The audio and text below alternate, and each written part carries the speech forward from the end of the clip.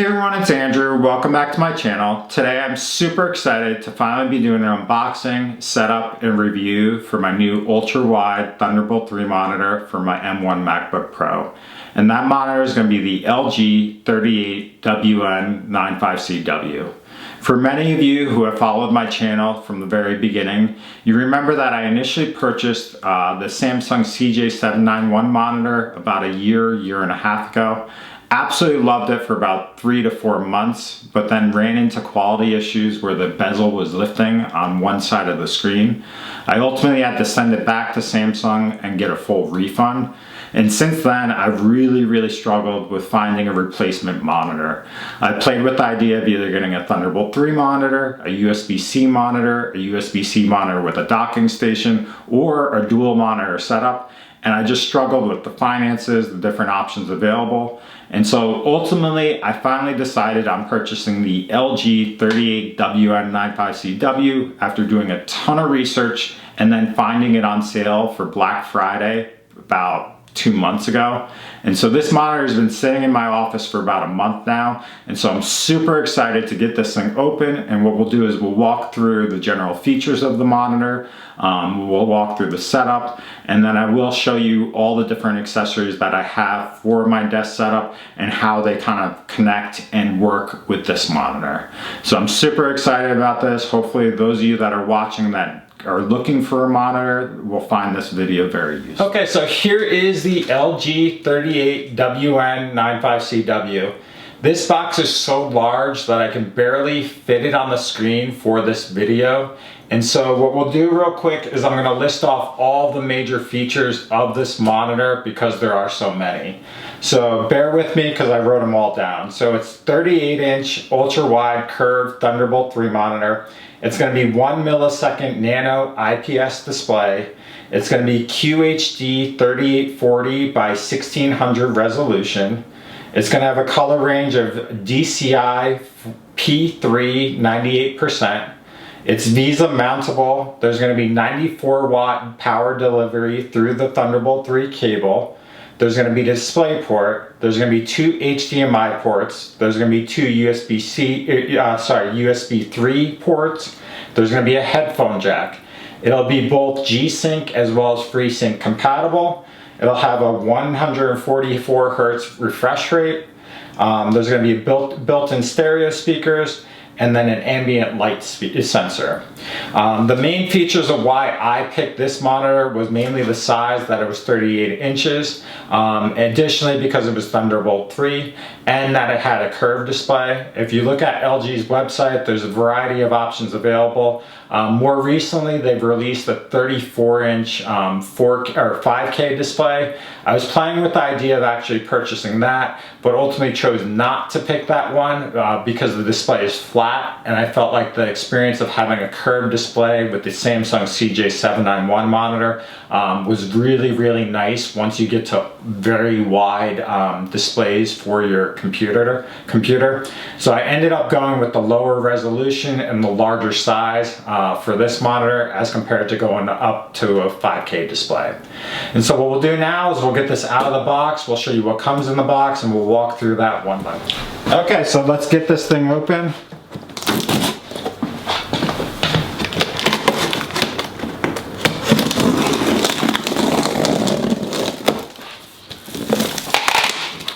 Alright, so immediately on the top there's going to be an accessory box. That'll be one thing that's on the top. Alright, then we're going to have a piece of styrofoam. Within this styrofoam is going to be one part for the stand. Alright, we're just going to put that aside right now. Next we'll have the actual monitor, which is going to be right here. All right, I'm gonna put that over here. And then after that, there's gonna be a second part of the stand. All right. and the rest of the box is empty. So what we'll do is we'll take this apart and show you what actually came in the box. Okay, so here's everything in that large box. You're gonna have the monitor screen itself. You're gonna have the stand, which will encompass an arm that attaches to the back of the monitor. And then you're gonna have the monitor stand that sits actually flush with your desk. And then lastly, you'll have the accessory box. And so what we'll do now is we'll take apart my current desk setup and start putting this together. Okay, so here's my current desk setup. I've had this for about a year. I'm super excited to get rid of this. So we have my M1 Macbook Pro with my G305 mouse. We have the Keychron K4 wireless keyboard.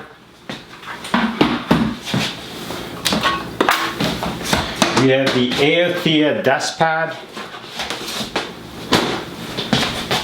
We have the B stand T1 station, which is what I've used to elevate my laptop. Then we have the PreSonus Eris E3.5 studio monitors. And then the sound addicted isolation pad. Okay, so as far as assembling the stand, it's pretty straightforward. You're gonna have the Visa mount portion with the arm on the back of the monitor, and then you're gonna have this separate piece, which is gonna be the stand that is curved and is gonna be in contact with your desk. How you assemble this is basically on the bottom here, there's gonna be a screw that goes in, and this will slide directly on this other piece. And so all you have to do is just slide it, make sure it's all the way flush. And then on here on the bottom is going to be this pull tab that'll lift up. Make sure you're not cross-threaded. And then basically you'll just tighten this up all the way until it's completely flush and snug together. You don't need any instruments, just make sure that's finger tight and that you don't strip it, okay? And then place that metal piece back down, and this will be what the actual stand looks like. And I'll just show you up close. So that's what the stand will look like after you assemble. Okay, so as far as installing the actual monitor to the stand, what I ended up doing was I took the monitor, placed it on a carpet just so I didn't scrape it or anything like that, and placed it face down. Next up, you'll take the stand that you just had. There's gonna be a lip here on the top of it. You'll just slide that into these slots up at the top, and then you should just be able to push down and have it snap. As far as if you need to undo this, once it's snapped in, there's gonna be a button underneath this, which if you slide down will free it up. And so it should be pretty straightforward. You just slide it in and then snap it into place. Okay, so here's the monitor with the stand. I just wanna show you the extent of range of motion you can get with this monitor stand. So if you press on the back where you click this into place, you can actually lower the monitor all the way down to where it's about, I'd say like 4 inches off your desk height. And then if you just pull it up, it'll slide all the way up, and now it's probably about like 8 to 10 inches. I'd have to measure it to be exact. It is a smooth motion. You don't have to press or click anything in order to do this, and it has no difficulty staying when you do that. Then for range of motion, kind of this dimension, there is not really any rotation, all right? So that's one thing. And then there's very, very minimal motion where you can angle it kind of up and down a little bit as far as rotating it that way. The big thing is there's a significant ability to angle it up or down this way, so you can angle it all the way down here or start angling it up, and so you'll probably get about 30 degrees of kind of rotation doing that. And so that gives you a general sense of the layout of this with the stand and the different heights that you can have. So what we'll do is we'll go to the back of this monitor. I'll show you the outputs that it has, and then we'll start setting this up after that. All right, so real quick, this is what it looks like from the back of the monitor.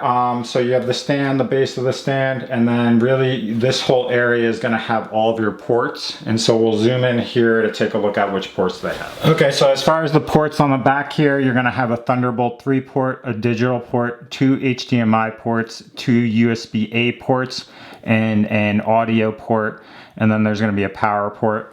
To be honest, this is a little bit less than the Samsung CJ791. That one actually had, I think it was like 2 or 4 USB-A ports, and then 2 USB-C ports, and then 2 Thunderbolt 3 ports. But this is all the ports, at least on the back. Let me check real quick. I don't see any other ports anywhere else, so that's really all you have. So if you need to connect this using multiple things, you might run into limitations as far as the number. All right, real quick, we'll go through the different accessories that actually come in the box. I haven't opened this yet. So what you'll see here is there's going to be the actual power cord with the power adapter. All right, you will have this clasp will actually go on the back of this monitor for cabling assembly or cabling organization. You'll have an HDMI cord, a digital cord, and then a Thunderbolt 3 cord. So you have the 3 separate cords. And then you'll have an instruction manual, basically to register your product. You'll have a limited warranty information booklet. You'll have an extended warranty plan through Canada. You'll have all the different accessories listed here, all right? And then this is a quality assurance of report.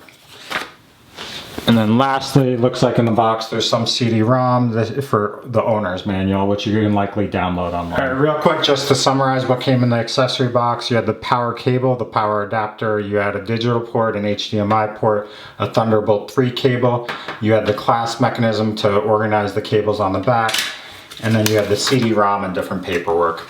Now what we'll do is we'll set up the power cord and start getting this thing. All right, so just to show you how I set up everything underneath my desk, I have the Philips surge protector to protect any damage from lightning or anything like that as far as power surges. I have the actual power cable to the power adapter, and that'll connect to the actual monitor. As far as the power cable, it'll go directly into this port right here, okay?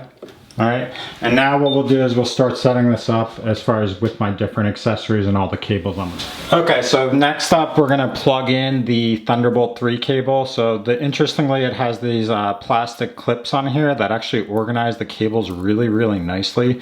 But we'll undo this entirely to make sure I have enough length for my M1 Macbook Pro when I hook it up at the side of it.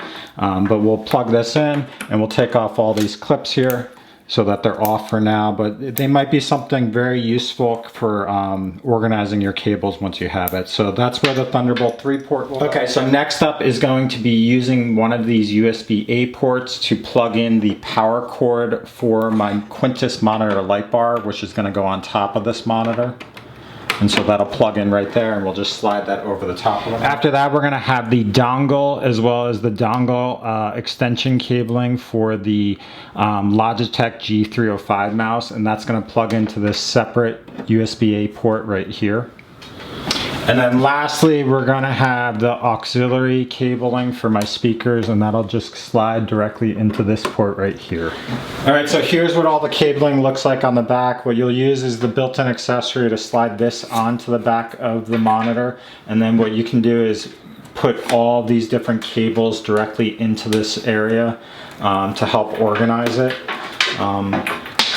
But that's pretty straightforward as far as that. This isn't the best cabling management system, to be honest, because it's just this clasp, but it does organize it a little bit better where you have all the cables running down in one location, and then once you have your desk set up, you can kind of adjust it from there. Real quick, I did want to show you what I did to organize the cables on the back because I thought it was kind of neat on the fly, but I ended up taking all the excess cable and wrapping it around the stand above where the joint is, and then I use twist ties to keep them secure. And so each of these cables are about the length that I'll need, and so that'll limit how much excess cable you have behind it. But I thought that was something unique and a different way of doing it that I just kind of thought of on it. Okay, so first up for installation of the desk, we've got the Aothia Desk Pad. I've done a review on this when I initially got it. I've had this for about 2 years now, and I absolutely love it, but this is a nice faux leather desk pad that you can use to protect your desk surface. It's great for the keyboard and it's great for a mouse. I love this thing and highly recommend it. You can just definitely check it out. Next up, we have my sound addicted studio monitor isolation pads. These help prevent any vibration as far as audio and that sort of thing for your studio monitors or speakers. After that, we have the actual PreSonus Eris E3.5 studio monitor speakers. These are great affordable speakers. You can get them for about 85 bucks in the non-Bluetooth version, or or you can actually get the Bluetooth version for a little bit more expensive. After that, we'll have the Keychron K4 wireless and wired keyboard. Then we'll have the Logitech G305 KDA style wireless gaming mouse. Then we have the Quntis monitor light bar. This bar actually clasps very easily onto this monitor. Previously for the Samsung CJ791 monitor, I had to use some 3M tape to hold it, but this literally slides directly on it and sits flush and perfect. Next, we have the Jarlink vertical laptop stand. This is a dual slot vertical laptop stand that allows you to adjust the size depending on your computer. And so I absolutely love this thing. It's super sturdy and holds my M1 Macbook Pro as well as my 2012 MacBook Pro. Then we have my 2012 MacBook Pro. I just keep this around because it still has stuff on the hard drive, but I don't really use it. And then lastly is my M1 MacBook Pro. So that's everything as far as setting everything up. Seems like it's well connected. It's very streamlined as far as everything. What we'll do is we'll plug in the Thunderbolt 3 cable, get this powered up, and we'll show you the general features. Okay, so here is the moment of the truth. Everything's plugged in. The Thunderbolt 3 cable is plugged in. My M1 MacBook Pro is on. The power switch or the setting switch for the LG 38WN95C-W is underneath here. We'll just click that on and see if this all works. So immediately the monitor comes on. You could actually hear my M1 MacBook Pro charging, so the charging and the connection is working. And then we'll take a look at this once it kind of turns on entirely. All right, so it's saying no signal initially, entering power saving mode shortly. Bear with me one sec. What we'll have to do is probably double check. We'll have to unplug the power cable or the Thunderbolt 3 port, make sure it's plugged in, and make sure that my laptop's actually in clamshell mode. And so I was probably password protected, so that's probably why. So you always have to log in, make sure your password's good, but immediately the display pops up. And so here's kind of everything. So the display is a nice display, super ultra wide. It is a curved monitor, so you do get 38 inches as far as the length. As you can tell, this actually does fit pretty well on my desk as far as spacing, so that's pretty cool. What we'll do now is we'll check all the different accessories and make sure the settings are all okay. And so my Logitech G305 mouse immediately is connected to my MacBook Pro through the dongle, so that's having no issues. What we'll do here is we'll go up to settings, and then we will go up down to displays.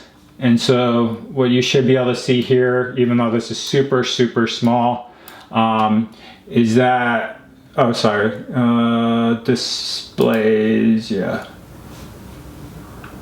yeah, so here it is. So basically it shows that it's connected to the LG HDR monitor. You can adjust the text by changing it here, so that allows you to change the size of the screen in relation to your MacBook Pro. So I was set on the smallest setting, which is why it was so far away. But you can raise this up and do it that way. So I'd probably leave it very similar to my MacBook setup with the dock on the side and then all my different applications or whatever folders on the right hand side. Right here it does say the color profile, so you can adjust it depending on what you want, IPS, whatever it might be. We're going to leave it at the HDR WHD Plus right now. It does say that the refresh rate is 144, but you can adjust it here from 144 to 120 to 75 to 60 depending on that. Then there's here it lists high dynamic range. It says automatically adjust the display to show high dynamic range content. You can dongle this on and off. And so I'm not entirely sure what this does. I'll have to look into it. And then rotation is, let's take a look at this. Rotation is probably, oh yeah, the degree of rotation. So let's not do that, because now I have to revert back to doing that. So hopefully, yeah, so let's not do that. So that's if you rotate the screen, so you could rotate it 90 degrees, 180 degrees, or 270 degrees, depending on how you want to have the screen layout. We're going to leave it as standard because that's what I have. And then we'll real quick check the advanced settings, see if there's anything unique to this. So there's like a battery and energy saving. You can dongle that on to allow you to save energy. That's really it. So that, and then you have night shift, you can always adjust there. So as far as the setting has worked, we resized it appropriately for this. Now what we'll do is we'll go through the different accessories. So the Keychron K4, we'll just pull up Word, make sure that this is working. Sorry, I haven't used Word in a while, so maybe we'll just do Google. So yep, my keyboard is working, so we have no issues there. As far as the power for my speakers, they're on, all right, and I have no issues as far as that. That's really irrelevant. It's really whether the audio goes through the speakers directly through the USB, the Thunderbolt 3 port. And then we'll check the power to the Quntis monitor light bar, and that immediately turns on. So from what I can tell, every single accessory I have strapped to this is working effectively. There's no issues as far as connectivity with the M1 Macbook Pro. I'm really happy with this. This is always something that when you spend $1,000+ you're always worried about something like this working and having all of these different accessories connected. But this is absolutely phenomenal. I've been looking for this monitor, or a Thunderbolt 3 monitor, for a while, and the amount of productivity, the ability to work on this type of display is phenomenal.